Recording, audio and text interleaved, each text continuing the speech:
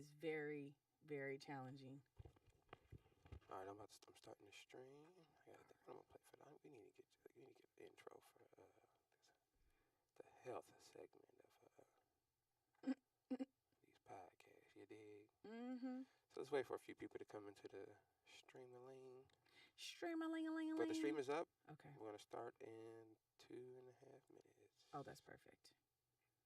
I'm just gonna let a few people trickle in. Today we're talking about moms, Mother's Day. Does every mother deserve a gift? Put your comments in the chat room. Does every mother deserve a gift for Mother's Day? You know, it's so crazy. I was watching TMZ. Was it TMZ? You know, it's crazy to have a celebrity family member. Mm-hmm. What's even crazier is to see people post shit. You know what I'm saying? Because you could just say whatever you want to say in this world. You know what I mean? You can. So when I see the blogs and shit, I just be like, it's crazy to think like nobody takes in consideration other than your entertainment. Like he has a daughter, Mm-hmm. he has a younger daughter, Mm-hmm. parents. Mm-hmm. Who wants to see anything on? It's always interesting, you know. I've always told myself if somebody ever did that shit to me, I'm gonna do it to them. You know what's annoying? Like thoughts and prayers out to everybody who's suffering, right? Like I feel like that's a default, right? Like if you're in a space and you're hurt, you know, you want people's thoughts and prayers. But I honestly think people just should learn how to shut the fuck up. You know, one thing that scared me was I read in the good book that you're going to be held accountable for all your actions and all your words and all your thoughts. Right. You know, so when people say stuff and they say, well, it's for entertainment or I'm a blogger, I'm like, nigga, that's not how it works, my nigga. Right. You're still going to be held accountable. Yes. Well. For everything you say. Right. And joking, rapping, don't matter, nigga. Here and there, right? Right. Like that's the part, like, so. Live long enough where your words come back to bite you in the ass, and then you can be like, damn, I did say that. Like, right. Just learn how to have a private thought. And yes, you will be accountable for those too, but learn when to be quiet.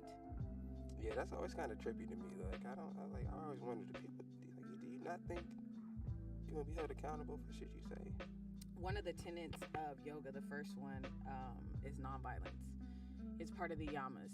Yeah, that's why I don't practice yoga, nigga. I'm all about the violence. Right, but the second one is truthfulness. And so they play on each other because how do you tell the truth in a nonviolent way? And in my mind, the reason why I lean towards it is because I believe it'd be more productive. What, nonviolence?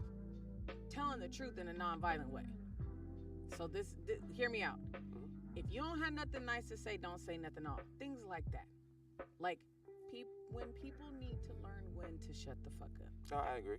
Now, back to your comment about I'd rather be a warrior in the garden than the garden. Right, the gardener in the war. There you go, right. A gardener in the war. There's warriors who go back and garden later. Right. I'd rather be that guy. Yeah, I don't want to be the gardener and all of a sudden a war jump off, nigga. Right, and I don't know what to do. I know how to plant right? flowers, nigga. But I don't want to be at war all the time. I don't. It's exhausting. Right. I understand that. It's exhausting. I understand. And so if I feel like there's a message I need to get across and I can get it across in a nonviolent way, and this is only if I really feel like I have to say something. Because if not, I'm going to shut the fuck up. Right. I feel you on that. I think that people who like violence probably never really experienced it. I've been through a lot of violence. Yeah, so most people who've been through like some real violent shit, you cool.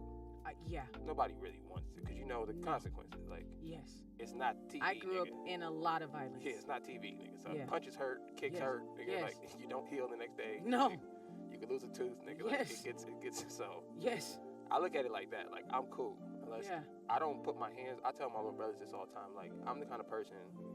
I'm gonna walk away from anything you say to me. Mm-hmm. Like just don't put your hands on me. Like, but if you touch me, nigga, it's over. It's go time. It's over. On a whole nother level. It's over. So I treat other people the same way. Right. I'm just gonna assume you're as crazy as me. Absolutely. I'm gonna assume. Absolutely. I got 3 knives on me. Right. So I'm gonna just assume you got 3 knives on you. Right. And I'm just gonna or treat it you at least. Right. So I just treat people like that. Like I just assume you're just as crazy. Yeah. You'll stab me for the Yeah. same reason I might stab you Yes. or do something to you. Yes. So I'm just gonna leave you alone. Yes. You know? And my come from is, and especially as a woman, is I don't know what you have on you and what your intentions are. That part. So I'm staying ready for whatever the fuck you got going on in your head. That ain't got nothing to do with me, but might involve me in a moment because I'm in front of you. That part. So.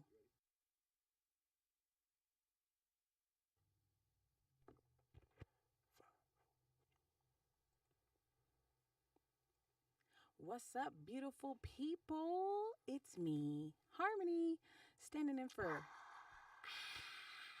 Need some background noise.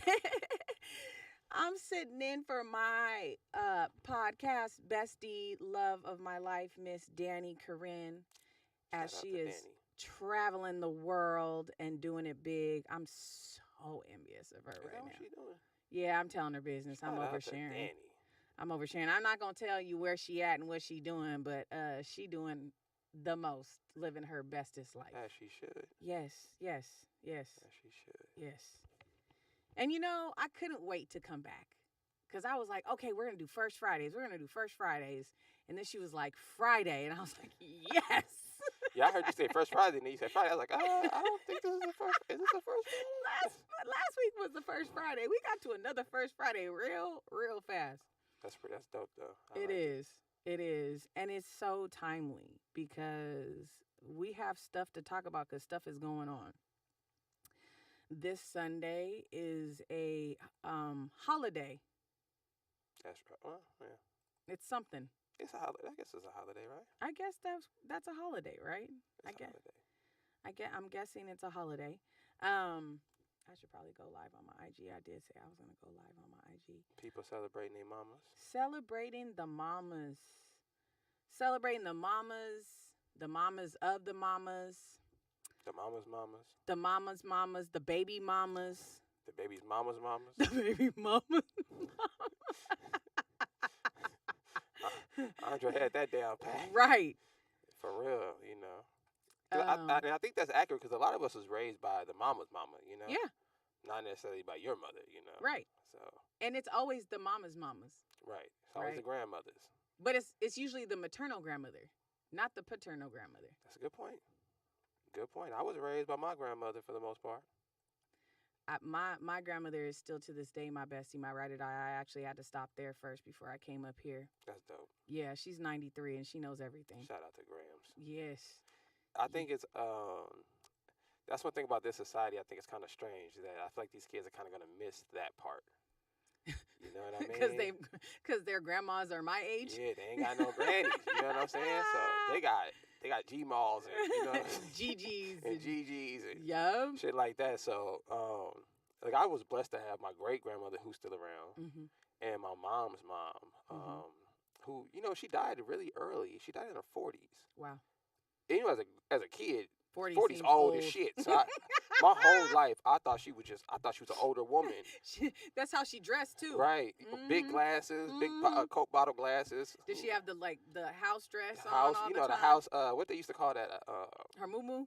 Yeah, she didn't call it a muumuu. It was like a nightie or some shit like that. Her nightgown. And flip-flops. The real floppy ones, though. Yes. That, when you walk, man. Yeah. Had a little fur on the insole. And always had a cigarette dangling out of her mouth. And I used to be amazed the shit never failed. It never dropped. She would be talking shit, and that motherfucker just be bouncing. And I used to be like, how that motherfucker fall from that? Like that, it used to amaze me, But I think most black kids grew up at their grandmother's house for the most part. If you was born in the 80s and 90s, I think that's pretty much your childhood. Yeah. For twofold, right? So I spent a lot of time with my grandmother because my mom was working. And I know some people, like, they spent time with their grandmother because their mom was in the street. Right. Like, everybody has a different story. I was raised with a lot of mothers. And even though my mom has passed on and she's been gone for 12 years now, like, I had my grandmother who's still here. Matter of fact, both my grandmothers are still here. My great-grandmother who passed away at 94, which is my grandmother's mother. Oh, wow. My auntie mommy, which is a phrase that I coined because she was my godmother and my aunt. Oh, okay. And my mom. My godmother and my mom have passed away. And then you enter in my aunt, who I ended up, she wanted to be called Auntie Mommy too. I didn't like that. So I started calling her my auntie, as in my auntie. Right, that's dope. And that's the one who passed away 2 years ago. She was killed. And then I got adopted by my godmother, who I knew, like, I met this woman in my 30s, but she literally adopted me as her daughter. So I have a mom, like, on this planet that didn't raise me, but in a lot of ways it feels like she did, because her values and everything are such that it makes for, like, she's a good mother figure. Right. She's like in her 70s. She is what someone would need as a typical grandmother right now. Mm-hmm. We ain't gave her no kids. Yeah, I gotta pop one out for her.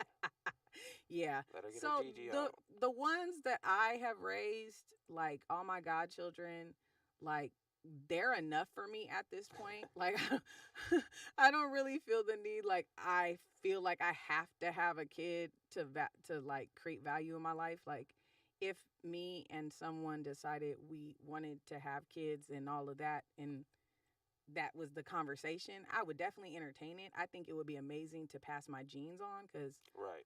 I'm brilliant, if I may say so myself. But that's just not as much of the priority for women these days, you know, for a lot of reasons. And you know, I think and I feel the ladies, you know what I mean? I don't have to push a baby out of me, so. Hold on. And we don't have the grandmas to raise them if we want to have them and be in these streets. Right. That's why when people be like, oh, it's expensive to raise kids. Like, it's always been expensive to raise kids. But we used to I think have back in the day, you had your grandmother's house. You can go drop your kid off at, you know. You can drop your kids off at your baby daddy, grandmother house. She'll take them. You know what I mean? They wasn't doing nothing. Or your godmother will take. I mean, do you still have godparents? I do. You don't see that shit on Instagram. You don't see a nigga be like, oh, this is the godfather or this is the godmother. I don't know if this new generation like do that. You know what I mean? I don't know. Like I'm godmother to 4 children, and one of those children has a child. So I am a Gigi. And I know, like, Hispanic culture wise, we do on that side, but that's more like because of Catholicism. But my youngest godson, he's 6 and he's Jamaican. Oh, shout out to him. Yeah. My little brown baby. My white family is Jamaican. I love that you know, they crazy as shit though. I will say that. They crazy as shit. Yeah. So the question of the day is, do all moms deserve a Mother's Day gift? I mean, I told my brothers a long time ago, just because a bitch have a baby don't make her a mother. So say what you want. I mean, just because you push a baby out doesn't mean you raise them, doesn't mean you take care of them. Not everybody. I don't believe. But I mean, you know, who am I to judge? I didn't carry one for 9 months, and that's gonna be the first thing. Well, you didn't carry one for 9 months. You right. It was also a conscious decision not to just do that with anybody, because I didn't want to be complaining about who I had a baby with for the next 20 years. And I watched that way too closely. So, you got a phone call. Let me see if this. Oh, snap. Let me see if we can get this caller on here. Hold on, caller. Hang on 1 second. Hold on. We got to see if we can get the phone to work. I know you're excited. Hang on 1 second. They're calling in about the moms. Caller? Caller, you there? Hello, are you there, caller? Caller. It was the wrong number. Call back. Spam likely. Call back, caller. We picking up. Y'all can call in. I should be looking at the chat, huh? Oh, I'm going to put it on the screen for you. I got you. They might be talking crap right now. Let's see. Caller.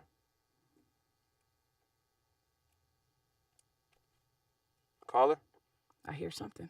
I'm here. Can you hear me? Oh, yeah, now we got you. Can. Go ahead. Who's on the phone? Yeah, man. I know they were saying in the chat the audio was low. How's everybody doing today? Good. Doing good, man. Doing good. The audio's low? Good, y'all. I just Happy fixed it. Friday. They just said it was a little low. I don't know if that was affecting your ability to hear me or not. Oh. We Anyway, can I hear was you just fine calling now. to comment on the topic. It's good to see you. You look fantastic and everything. Happy Friday. First of all, I don't think anybody deserves anything. I think it's nice when you can celebrate someone for all that they do. It's nice to acknowledge those folks. But all of nobody deserves gifts. It should be the sort of thing, because that just sounds entitled, deserves, or Right. whatever else. That's stemming from a place of entitlement. You got to give me something because I brought you in this world. There are bad fathers, there are bad mothers, there are bad children, brothers, sisters, etc. Mm-hmm. And some of us are dealing with trauma from poor relationships with our parents. So, no, I don't think everybody deserves it. But if you have somebody in your life that's been good to you, and you have an opportunity to give them their flowers, I think you should. So there's nothing wrong with acknowledging your mother. And it may not be your biological mother. It may have been a role model. It may have been a godmother. It could have been a teacher or a librarian, somebody who inspired you. If that person has played that role and been beneficial for you, give them their flowers. There's nothing wrong with that. I agree with that. True. Even though I don't celebrate the date, but I definitely agree with your point, though. The sentiment, it doesn't have to be on the date, and I think it's actually better to, if you're going to give somebody, do it on a random Tuesday. Right. I agree. Like, there's nothing, in my opinion, is less romantic than waiting until February 14th when everybody's running to CVS and seeing what they can grab Right. or order online on Mm-hmm. a sale and do something nice for them then. That's trash. If you're not showing your affection for someone and doing nice things, both kind words and acts of affirmation and praise throughout the year, you're not really celebrating that person. You're not really appreciating them. So, if it's not regular and spontaneous, I don't really consider that romantic at all. I don't know. I'd appreciate your thoughts on it as a woman, though. So I had the rare opportunity to celebrate Mother's Day this past Tuesday with my hiking group. And shout out to 213 Hikers. The men in our group put together a Mother's Day / Women's Day. So celebrating like all the women. And they, like, in the middle of the park, I'm not going to name no names because I ain't going to have nobody out here trying to salt anything that we do over there. But they did it up, like DJ, food, like the works, everything. And it feels great to be celebrated. And it was really great to be celebrated communally. So I agree with what you're saying. And I also agree with celebrating together on a day. But I also believe that day could be on a random Tuesday because it was the Tuesday before. I grew up celebrating Mother's Day on May 10th, which is Hispanic Mother's Day. Mexican Mother's Day, yeah. Yeah. And I also celebrated on regular, the Sunday following, which is where it normally lands for American culture. And it wasn't hard for me until I lost my mother. And the Mother's Day after I lost my mother in August. So you talking about months later. I was in church because I had to be in church because I was a youth minister at the time. And it was hard. It was hard because I had a great mother. It was hard because everybody was talking about their mothers. It was hard because it was just the topic of mothers and there was no real space for like mothers who had passed on. You were still grieving at that time. Absolutely. And so that's when Mother's Day started to shift for me. Like, I was like, well, one thing I'm not going to do on Mother's Day is go to church because I don't want to hear about everybody's mama. Like, I'm still dealing with the loss of my own mother. And so I think Mother's Day can be complicated because it forces the topic on you. So like for women who were going to be mothers and they lost children and so they didn't make it to that and that was really important to them, it can be hard for them. For people who've had, trauma associated with their mothers, watching everybody celebrate their mothers can be a lot. So That's kind of why I wanted to start asking the topic, or asking the question, like, why are we doing this? What are we doing it for? You know? Well, again, I think there can be more maternal figures in your life Absolutely. than just your biological mother. And even if you're coming out of a season of grief and loss, where it's really difficult and that's an open wound, you can still, gather around and celebrate those other folks. Often, in my experience, the best way to get through a tough season is to give to someone else. And I don't mean give as in the gift. I mean, love on them, let them celebrate them, cook them a meal, do something nice for them. That gift of giving brings you back constructive energy. So I don't know. Everyone's different, and I don't think there's a one-size-fits-all answer. It's a very complicated issue. I know exactly what you're. While I'm glad that you have a great relationship with your mother, many of us were not so fortunate and have very complicated relationships with our mothers, for better or for worse. And so that being the case, you still want to celebrate those good influences in your life. And I have been blessed with an abundance of those. And I try to make sure that they know I love them and I'm proud of them and I'm grateful to them. So I would encourage everybody that can hear my voice to try to do something constructive for the good women and mothers in their lives. I love it.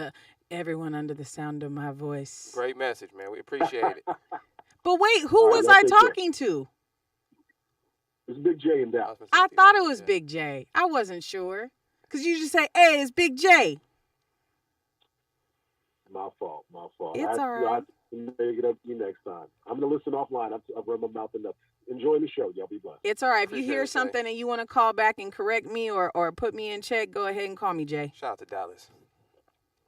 I think that was well said. Yeah. I think that was well said. I kind of think that, I think when you're a kid, every kid goes to that stage where you ain't trying to hear your parents no more. Right. Mom, dad, it don't matter. You're like, nigga, I done been through enough. I'm cool. Right. I'm grown. Right. But one thing I've realized as I get older is that we're all going through life. Nobody got a manuscript on how to get through it. Nobody has a plan. And if you're black, it's worse because you don't even have your history to rely on.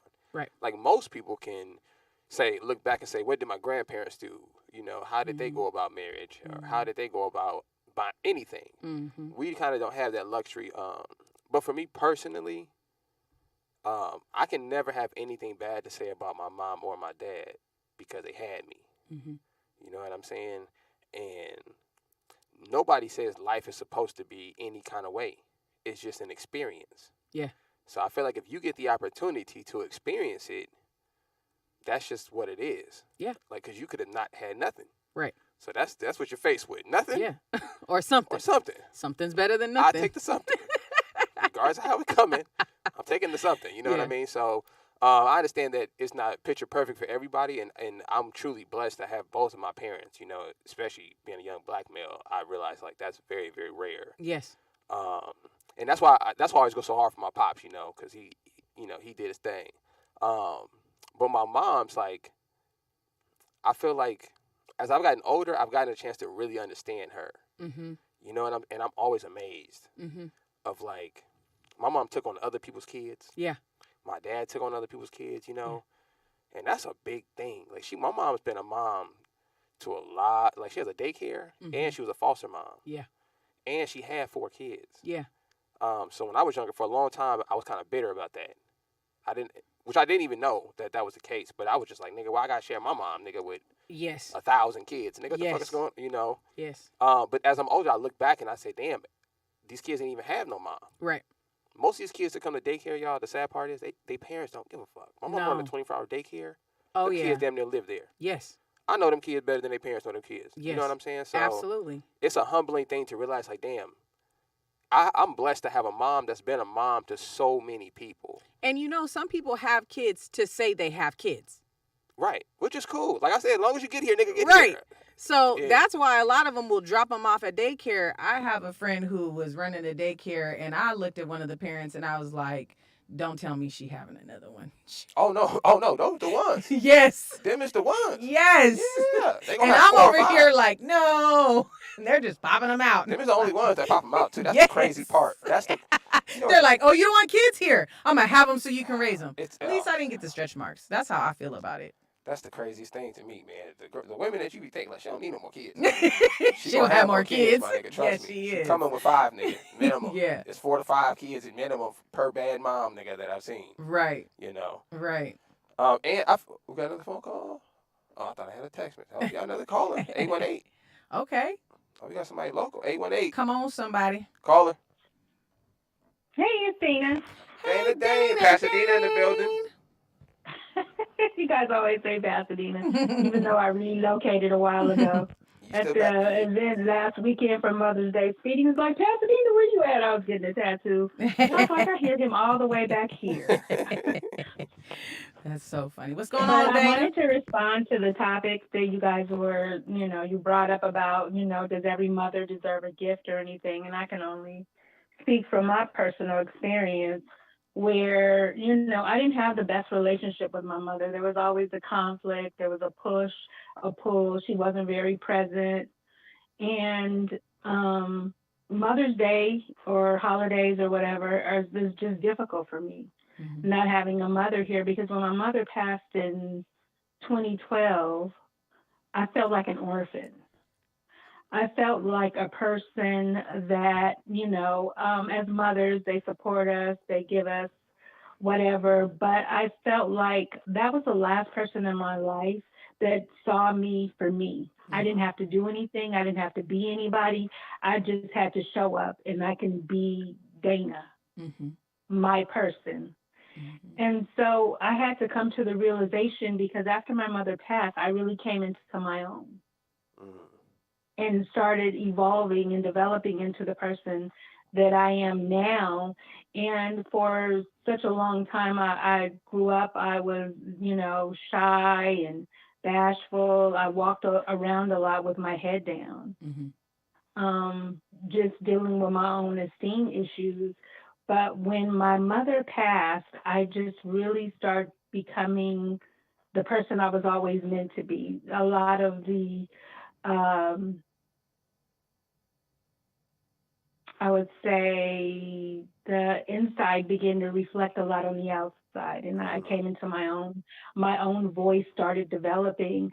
And since she was not here to experience that, or I couldn't just call her, I had to come to a realization where I blame you for nothing, I forgive you for everything. Yes. And when I came into that place of acceptance of what it was, that's when I start moving forward. So I can't tell anybody else how to relate with their mother, or I am also a person that does not believe in the cliche of you only get one mother.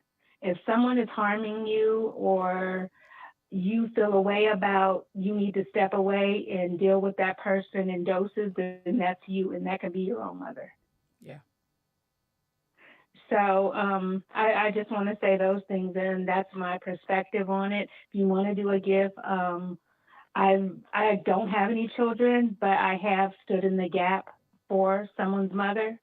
And I believe the women younger than me, I can always offer some sage advice in mothering to them. So, for myself, and that's how I move in the world. Facts. And so for Mother's Day or any other day, or however a person is feeling, don't feel compelled to give a gift. I have a friend that is a foster mother. She doesn't have any biological children, but I always call her a Mother's Day, because she stood in the gap for her mother. She showed up as someone's mother. Yeah. And I send texts, and, I call certain friends and all of that, because that means something for them, that you recognize that someone didn't forget about you. And, mothering, it looks like it's a really hard job. So I just want to say that, You're always on. You're always on. I mean, I think just, for myself, and I can say this personally, just being called a mom 50 times a day would drive me insane. It's a lot. I just would. It's a lot. And so I just wanted to give that perspective as we're talking about this today. But I would say to, the listeners is that whatever it means to you. Yeah. And that is enough. Yeah. I agree with that. I agree with that. Great points. Thank All you, right, Miss y'all. Dana. Thanks. Thank you for calling, You're Dana. welcome. Shout out to Pastor Dana. Thank you, Dana. Shout out to Dana repping for all the moms. All the moms, Uh, and the people standing in the gaps for the moms. To our point, I think motherhood's a tough job because it's like the one that you can't quit and that everybody looks down on you at. You know what I mean? Like if you a dad, you could just be like, I gotta work. You know what I'm saying? Like you can literally escape your family by getting a good job. Nigga, just be like, you know what? I don't want to be here all the time. Well, with Women's Lib, women started doing the same thing. But everybody's gonna we frown. judge them harsher. Like, yes. There's no way out for the mom, nigga. Yeah. Like. Well, in pregnancy, it's not like the woman can walk away from it, right? Like you Right. carrying the baby. I don't have no sympathy for pregnant women. You should have closed your legs. Nigga. I ain't got time for that shit. It's the same. I think it's a big deal to when you see like the women who step up to be moms for kids, because like you never stop being like. I think as a man, at some point you can't call your dad for shit, just on man shit. You know what I'm saying? Like I can never call my dad talking about I need to stay here, nigga. Like it's not happening, bro. That's because we had real dads. Yeah, it's not happening, dog. Like it's only so much you can call a father for, you know. Yes. But your mom is never off the hook. Never. Like, she is always has to be mom, nigga. Like, for the rest of your life until both of y'all out of here, you're always going to feel like, I got somewhere to go. I can call somebody. Yeah. Like she was saying, nope, I have somebody that's not going to judge me. Yeah. I have somebody who's going to accept me. You Love know? unconditionally. And that's a never-ending gig, nigga. Yes.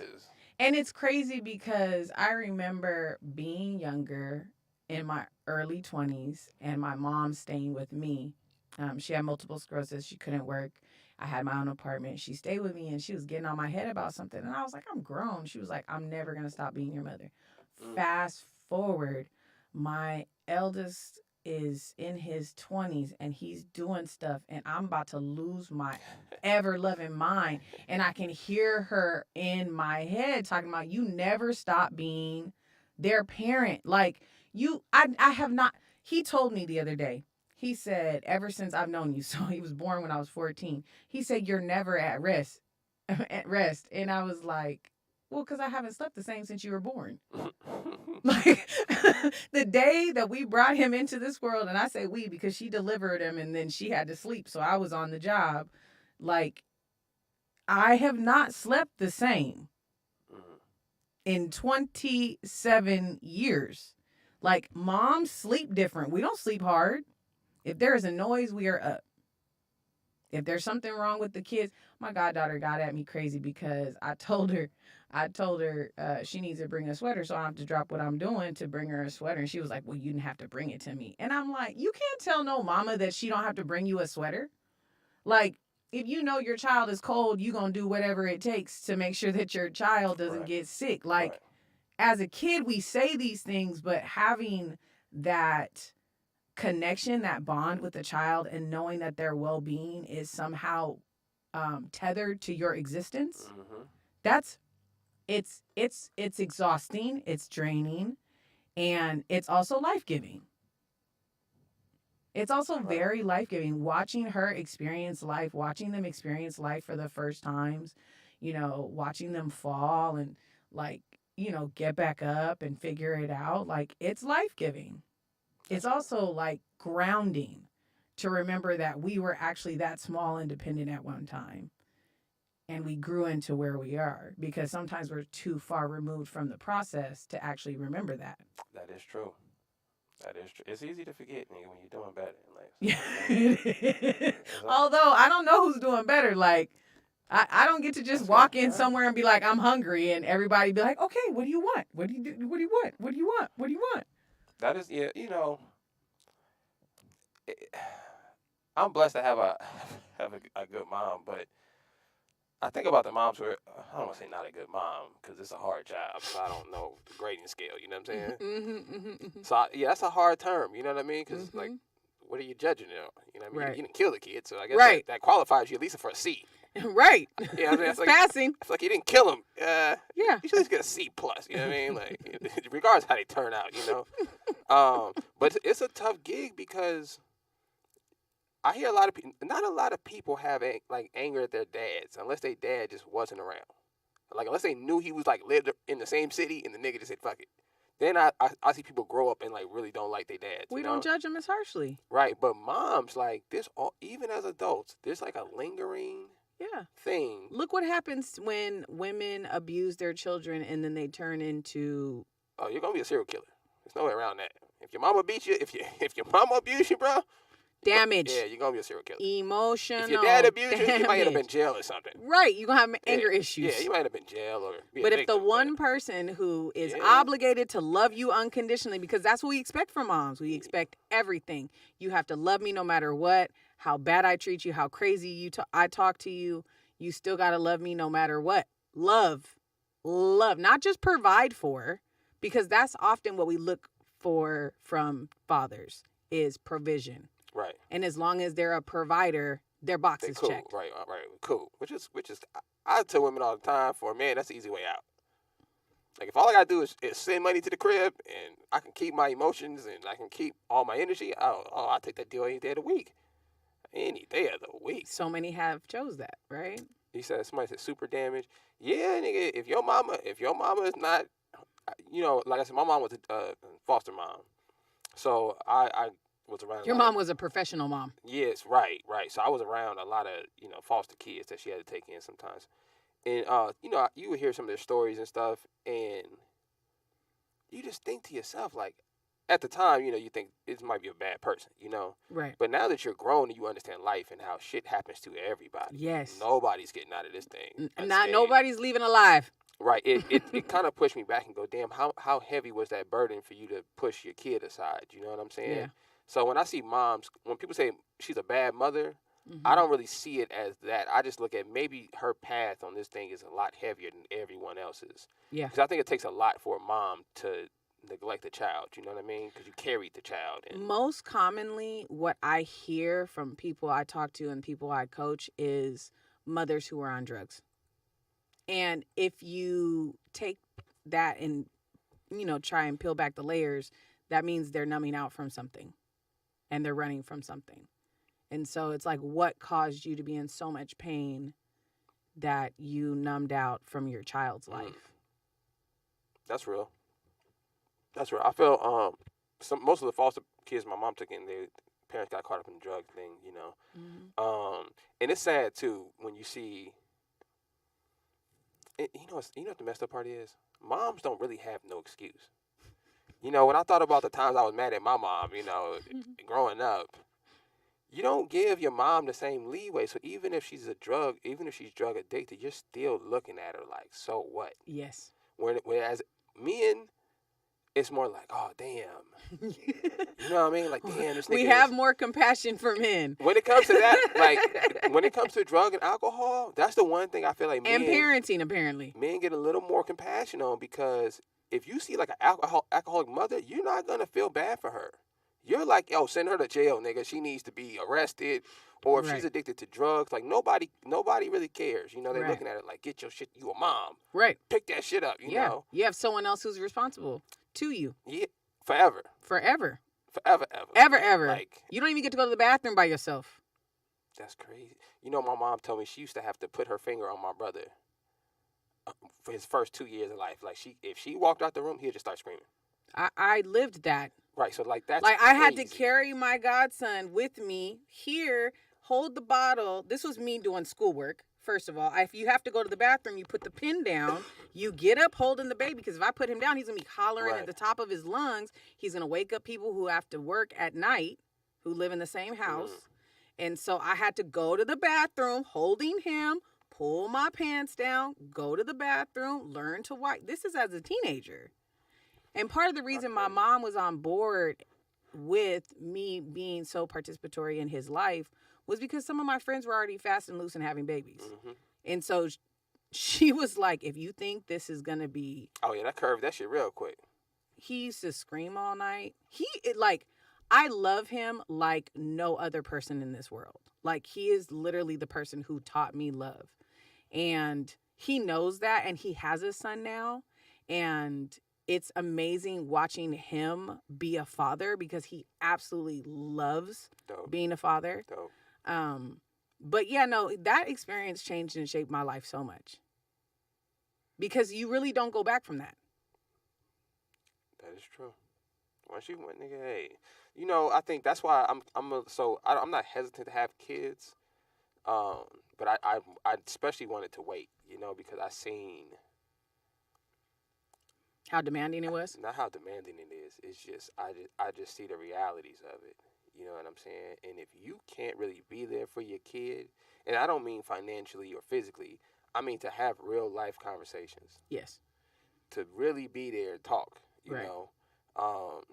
I feel like as a kid, that's the one thing I got from my mom a lot was we had a lot of conversations about real shit. Mm-hmm. You know, she didn't sugarcoat nothing. Mm-hmm. She would tell me how it is, the consequences, nigga, this is what's going to happen to mm-hmm. you. I'm not picking your ass up from the precinct, nigga. Right. You know. And I think because she was a mom to so many kids, like she didn't have time to sit there and hold my hand. But she did tell me this. I thought this was hilarious. My mom told me I used to have to sleep on her leg, like the skin of her leg to fall asleep up until I was like 3. You know what I'm saying? And I kind of remember her clowning me in front of her friends for doing it one time, and I think that's what made me stop doing it. Like, you know how you have a memory, but you don't know if it's a dream? Like, I kind of got a memory laying on my mom and her, like, telling her friends that shit and them laughing. And I was like, the fuck are y'all laughing about? Like, you know what I mean? But, like, even think about that, like, to have a kid that just you got to touch all the time, nigga. It's funny because boy babies love thighs. Okay, so it wasn't just me. No. Okay, that's why I'm laughing because boy babies love thighs. I have a nephew. Oh, he'd be mortified if I told. Tell him. I'll tell it. I'm going to send him this link because he's in his 20s now. He did not like me when he was younger at all. He loves the shit out of me now. But he did not like me. And then one time we went jet skiing. We were out there all day swimming, jet skiing, everything. And he was tired. And he came over and he passed out on my thigh, and he was out, like sleep, like all the way gone. I was like, he having the best sleep of his life. Oh, man. After that, we was cool. Okay, yeah. It's not just me then. Boy, you know? Babies love thighs. I think it's something too about your mom. Like, you know, they have studies about kids not being touched by their mothers as children, you know, and growing up. Or sometimes how they dying. rock themselves sometimes. So, and, you know, I didn't grow up this way, but you hear this, you know, like, let the baby cry, let the baby cry so sleep. Don't go in there. Right, self-soothing. Self-soothing, right. I heard these things, never experienced it really, but I did hear these things. But, you know, the study came out, that's the worst thing you can do is to let a kid self-soothe. Like, the kid needs that embrace. They need to be touched. They need to be held and rocked to sleep and all that kind of stuff. I think there has to be a balance. Like, you can't, if you've done, because I've done a little bit of both. Like, if you check all the boxes, like fed them, changed them, rocked them for a while, you know, and they're just fussy, sometimes you do have to let them sit there and cry for a while. I'm not, nigga. I mean, you don't have to. I'm rolling with you, dog. I'm just saying. I like kids. But sometimes you have other things to do as a mother, and you don't have the time to actually... I know. Look at your face. That's the reality. That's the reality. Nobody cares. Nobody cares. That's what you're saying. I'm like, no, she's right. I don't care about that.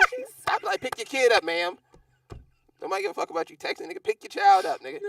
I'm not even talking about texting. I'm talking about you got to make their food, clean their bottles. Hey, like strap that nigga to your chest, nigga, like a kangaroo, and get on the move. You know what I'm saying? You can't like if you look at babies in other countries, you know the babies go to work in other countries, nigga. If you look at moms, the satchel. If they gotta pick some rice, nigga, that baby is on the back. And they just throwing rice in there with the baby on the back. So, you know. Now, I can do a lot of things with the baby. Now, that's why women have hips, right? Like, we can... It is weird to see a nigga hold a baby on his hip. Y'all can't do it right. I've seen a nigga the baby's do it. Like... Yeah. I've seen a nigga do it. I was like, oh, my man, don't do that. Don't put that baby on your hip, nigga. You'll hurt you and the baby. Don't. Yes. Go throw your back out. You better cut it out. Yeah, do not do that. That's strictly a mom thing, you know. Or I seen a kid standing on a mom's butt before. Yep. Like a backpack. Yep. Like, sit. That nigga was standing there. I'm like, what is he standing on? Dude was standing on her butt. Nigga. I was like, oh, that's impressive. Table. So my mom hit me this morning, and she said that I didn't remember. I don't celebrate the typical world holidays. So sometimes I forget things. But so my mom hit me this morning and was telling me, she's like, I know you don't celebrate Mother's Day and all that, but she was reminding. I think one day I took her out for Mother's Day. Mm-hmm. What did she say? I think we went out to eat. I think I picked her up in like some fly ass car shit I was rocking at the time. Mm-hmm.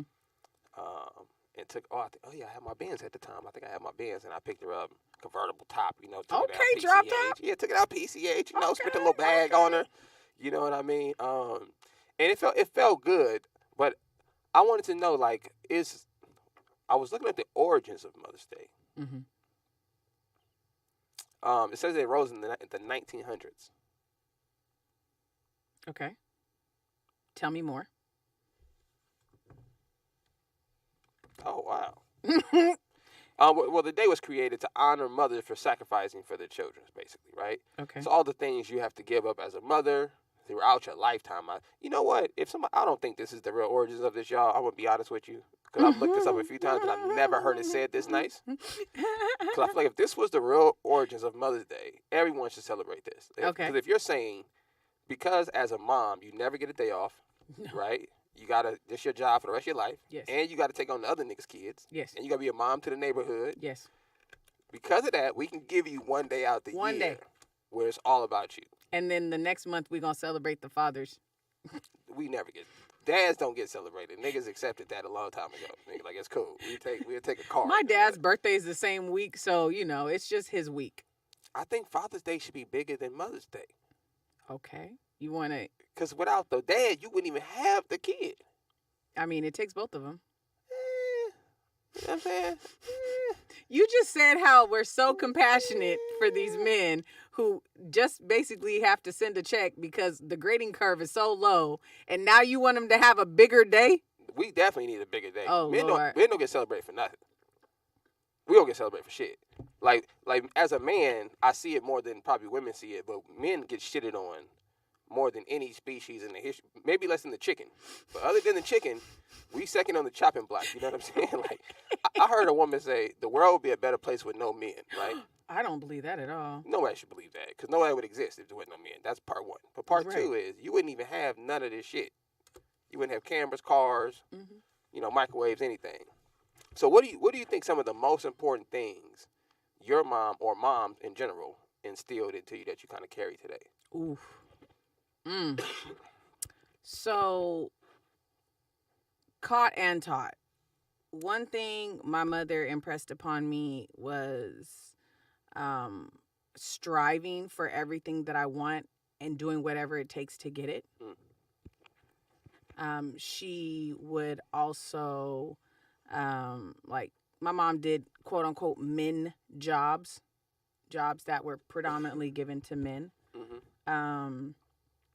And because she was a super active person, but lost the ability to, walk and move freely on her own. And I watched her body, basically imprison her.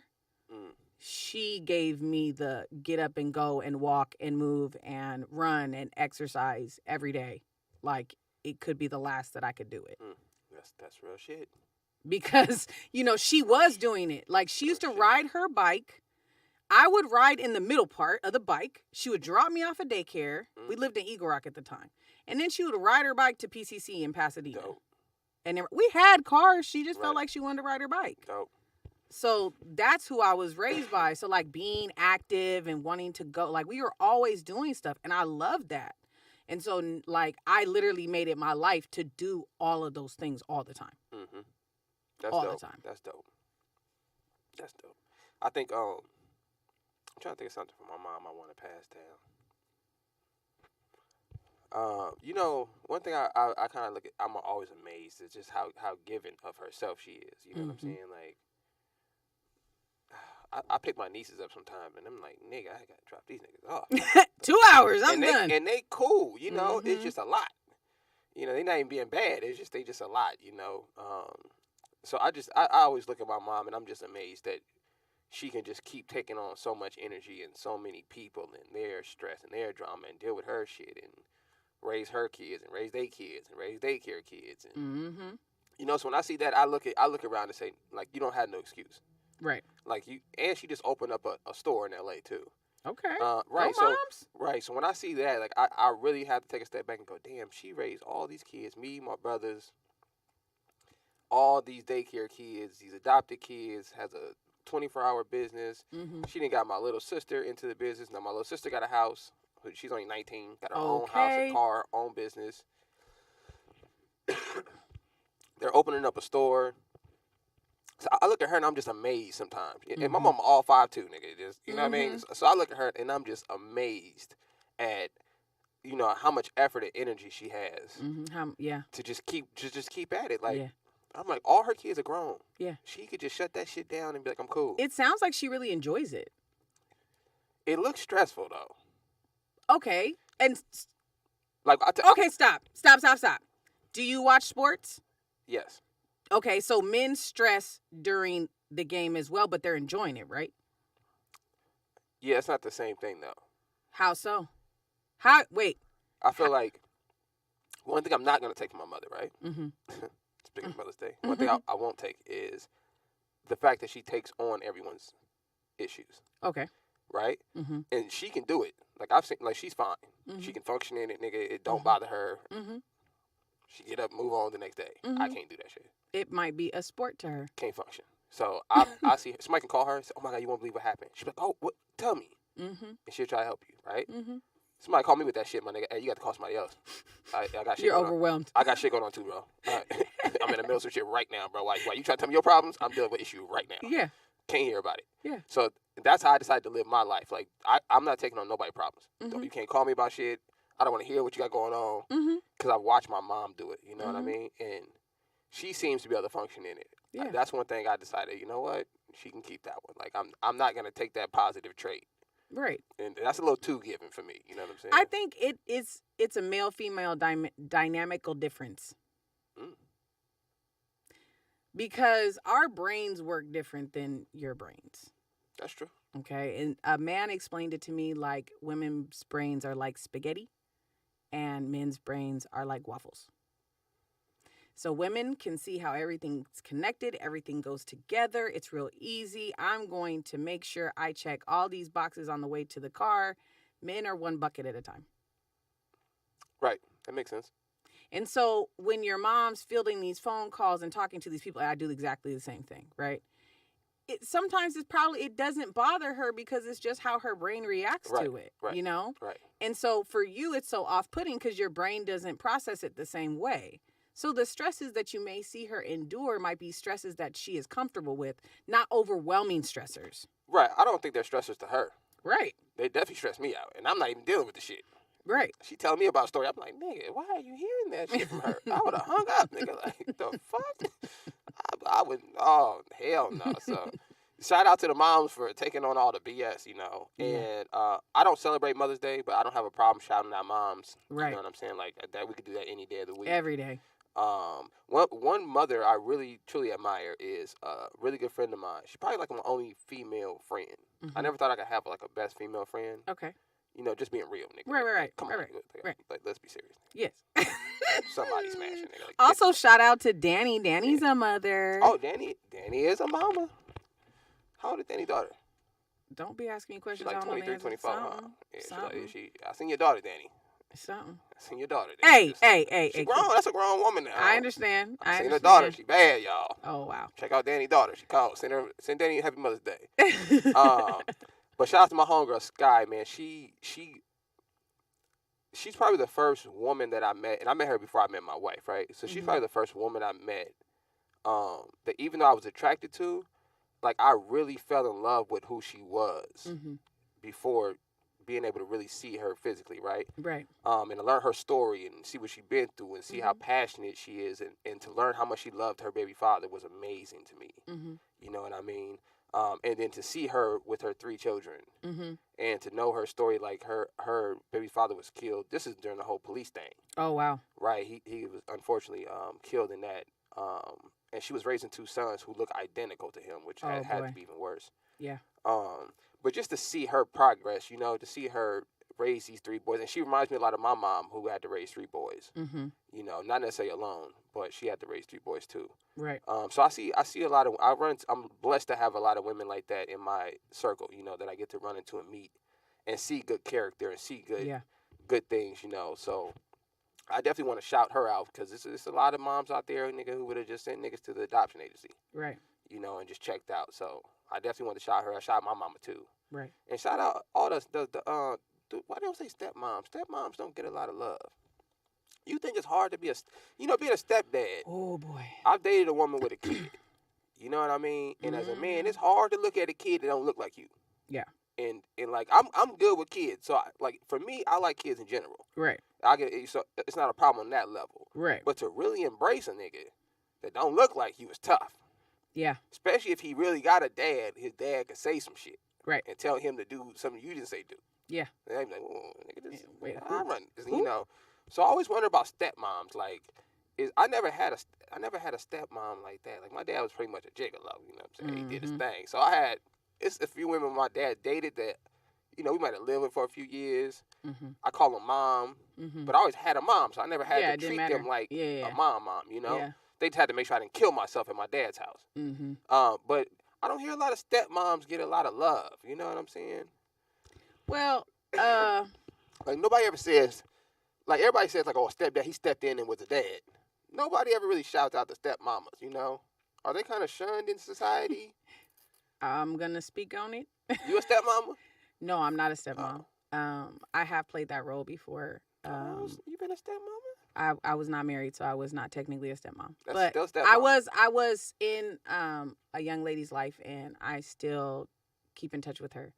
But I have a stepmom, or had a stepmom. My father and her are recently divorced. And I'm going to lean on what we were talking about before about being nonviolent, but telling the truth. Right. She gave me 3 beautiful siblings. And I'm thankful for those siblings. Was it hard for her? Do you think it was hard for her to be a stepmom? I'm sure it was hard for her to be a stepmom. She's white. I'm black. Oh, yes, that's a tough one. Yeah. For a long time, there was no pictures of me in the house. Yeah, that's a tough one. I believe she did the best of her ability with what she had at the time. It's hard. I don't know if I can listen to a woman who ain't my mama, nigga. Who are you talking to? But I also think, this. If you know that the person that you're dating or talking to or whatever you are in the process has kids in advance, then it's something that you should prepare yourself for, because you're not only going to engage with that person, you are going to engage with their children. Did you now your stepmom, were you young when you guys were introduced? Or were you of age, like a little bit? No, I was teens, young. Like below your teens? Yes. So was it an easy adjustment? I didn't like her. Yeah, like I feel like because I feel like as a stepdad, right? Like when I dated the woman with the kid, I can kind of be your homie. Mm-hmm. It's not a lot of pressure on me. Make sure you don't kill yourself. Mm-hmm. If you get in a fight or something, nigga, I can help you out. You know what I mean? Show you how to box, to play football. I don't really have to do too much out of that. Moms have such more. You have to be loving. I didn't expect her to be my mom. Like, that was never. How you doing? So what did you expect from a stepmom? I was a kid. She was just someone that was around. I just expected her to be pleasant. Oh, right, just to be a cool person. Yes. You didn't expect no mom shit. I had a million moms. I didn't need for you to be a mom. Right. Yeah, stepmom is close, nigga. That's a tough. I don't know too many people. But I'm fun. Like, I'm a fun person. So, like, sometimes I have friends who are the same age as some of my god kids. Right. To this day. Right. You know what I mean? Like, I'm a fun person. So it wouldn't be hard for me to be a stepmom because I'm fun to be around. My stepmom's not necessarily. Kids to accept stepmoms? But I'm saying as a basis, my stepmom's not really a person who has a lot of friends and you know. Got you. I got you. So it's kind of hard to compare. But I think it's a tough role, especially if I see a lot of young girls. They don't like stepmoms, nigga. Like, I think it's because oftentimes stepmoms are expected to carry on that moniker of mom, and it's like you have to earn that in certain situations. Or it's like to be a stepmom is because the title mom means like it's eternity. Mm-hmm. But stepmom puts an asterisk next to that. It sure like, does. I don't really have to do all of this shit you think I have to do with you. Like, I'm not really your mother, nigga. Like, you know?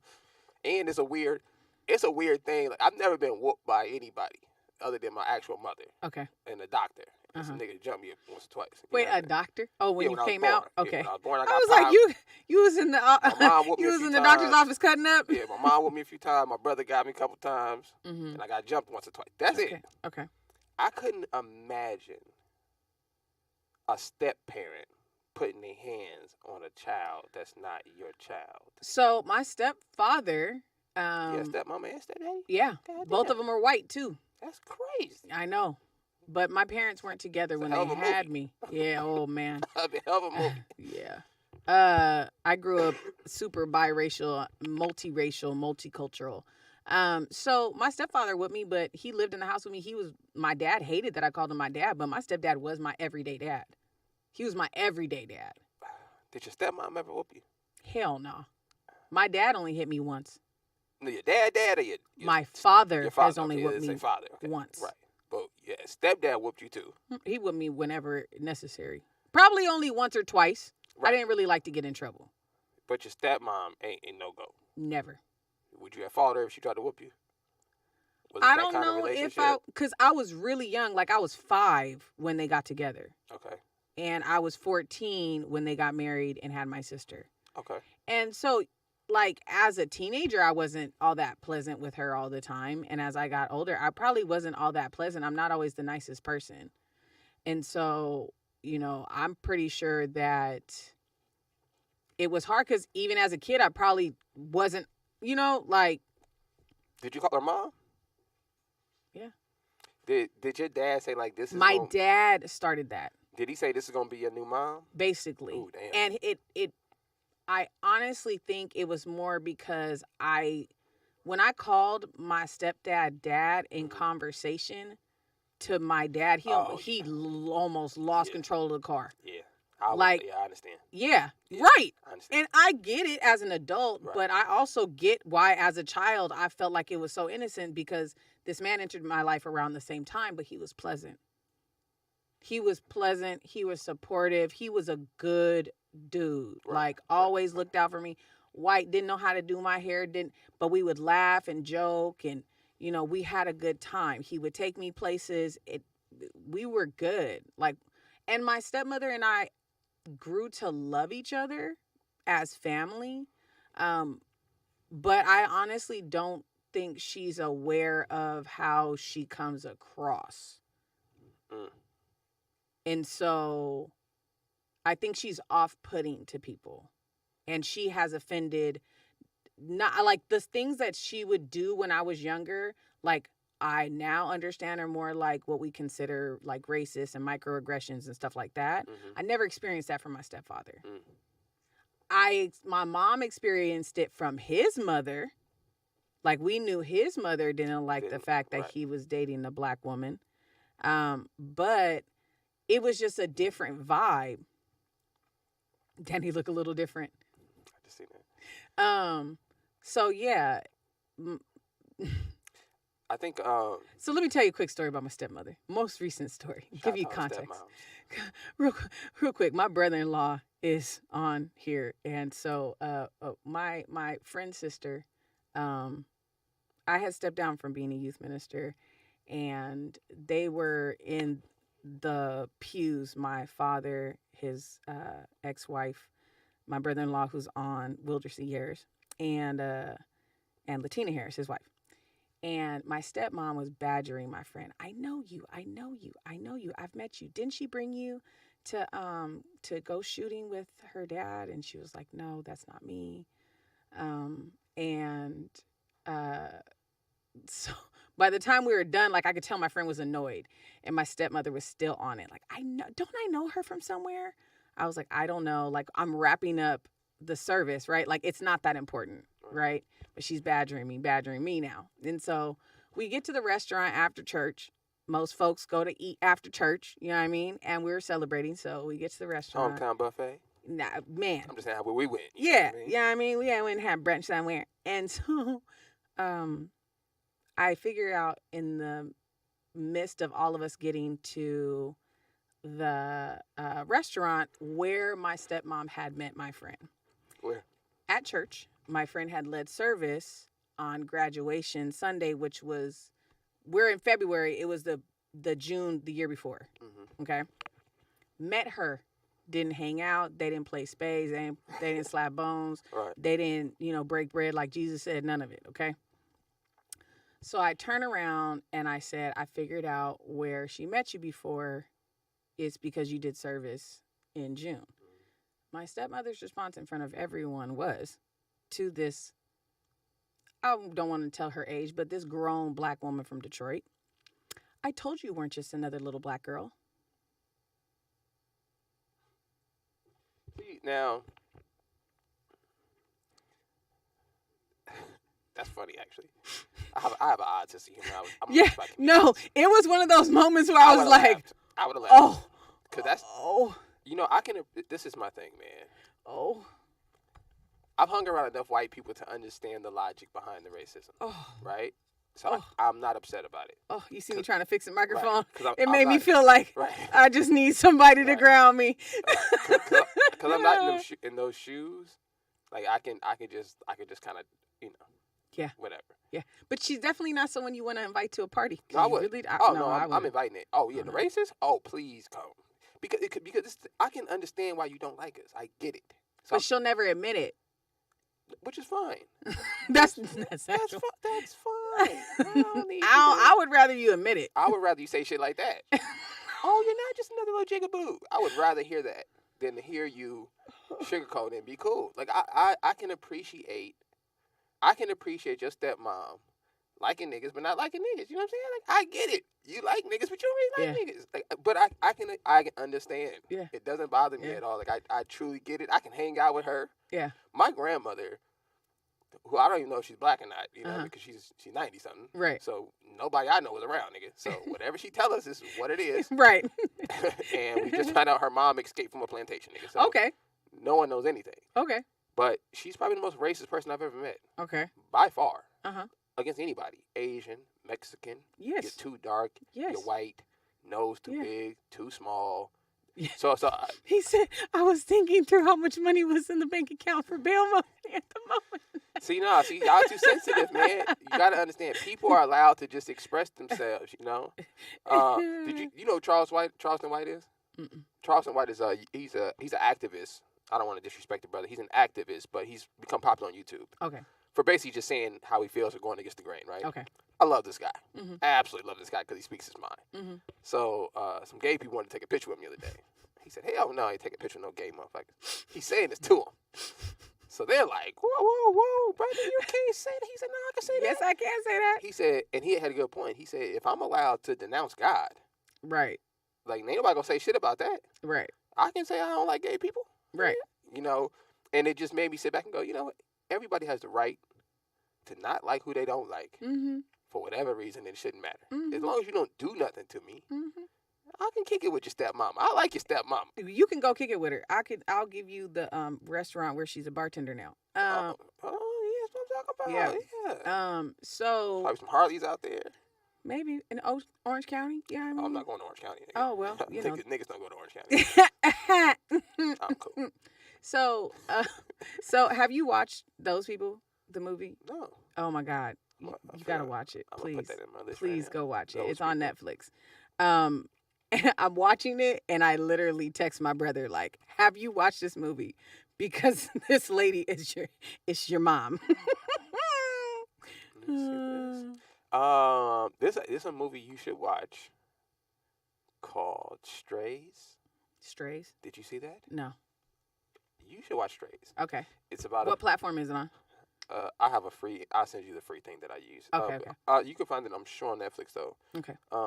But it's about being biracial. Okay. I think you would have a different perspective on and it's interesting. Listen, especially for Mother's Day, everybody should watch this movie for Mother's Day. Go sees because the motherfucking yes, shout out to Danny. Shout out to Danny. And Go Sees. And Go Sees, the segment and Go Sees. For Mother's Day, y'all. Go watch Strays. Go watch Strays because I'm gonna say the ending because it's been everywhere. She just said fuck the kids. which like you've never seen this in film history. You never seen what this woman does at the end in cinema history, but it's so real.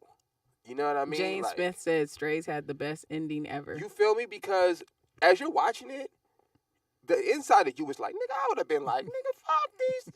But you know that's not, no one's ever going to say, fuck these kids. Nigga. If she don't say fuck these kids. Fuck these kids. Nigga. And I said, nigga, because you never see a mom. Mm-hmm. You know, moms go into fires, lift cars, fight tigers, nigga, like anything for a baby, you know? Yes. It was weird to see a mom say, hey, my nigga, you know what? I can have another one, my nigga. I'm tapped out. You know, I think that's probably the best mom ending, the worst mom movie of all time. The best ending to the worst mom movie of all time? No, that's the best mom. That's the best ending for any movie involving a mom I've ever seen. Okay. The worst mom involved movie in the history of the world is Precious. I wouldn't watch it. Don't watch it. I wouldn't. It's the one movie I wish I've never seen. Yeah.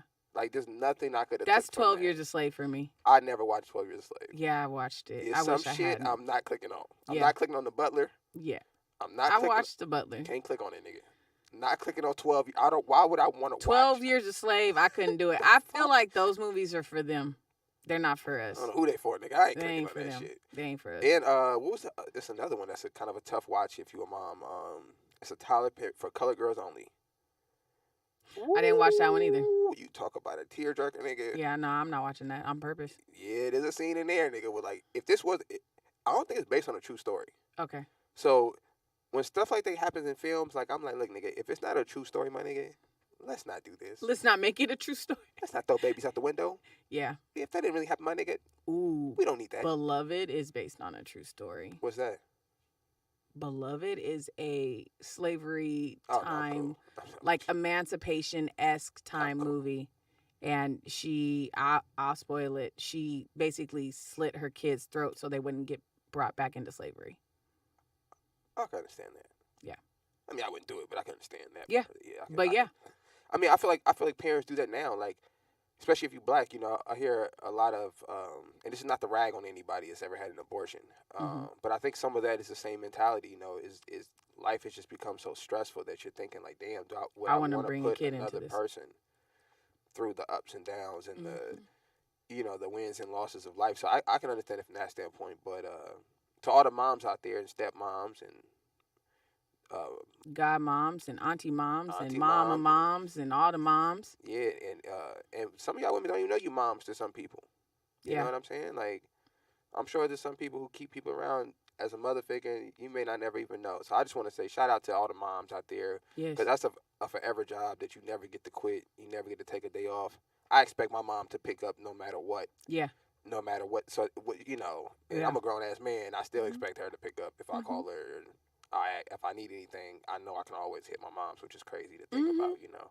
So shout out to all the moms for being there, you know, and stepping up to the plate. Absolutely. And the stepmamas. And the white mamas taking on black kids. And the black mamas taking on white kids, you know what I mean? Yeah. Shout out to y'all stepping up to the plate. Yeah. Just trying to figure it out. I had to raise a white baby for like 2 years.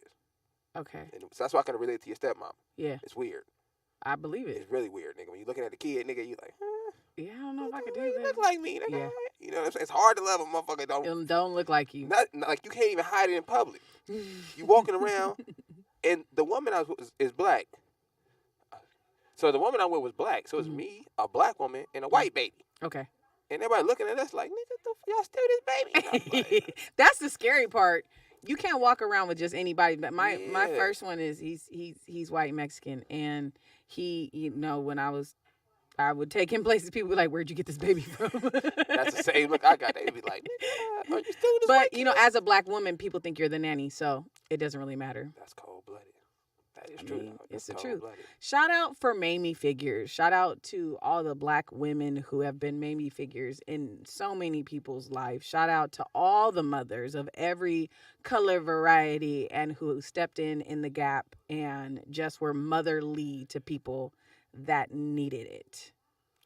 In honor of Danny's a mom. Shout out to Danny. You have any we did go sees. So we did go Strays. sees. What was the one you said? Those people. Those people. And they need something to read, though. So give the people something. I mean, they can always go read my book. There Like, you go. come on, somebody. A quick guide Come on, somebody. to living your best life. Yes. I'll put this out for Danny. One of my favorite books is now Danny's favorite book. The author's name is Florence Scovel Shinn, and you can grab her complete works or The Game of Life and How to Play It. That's an excellent book.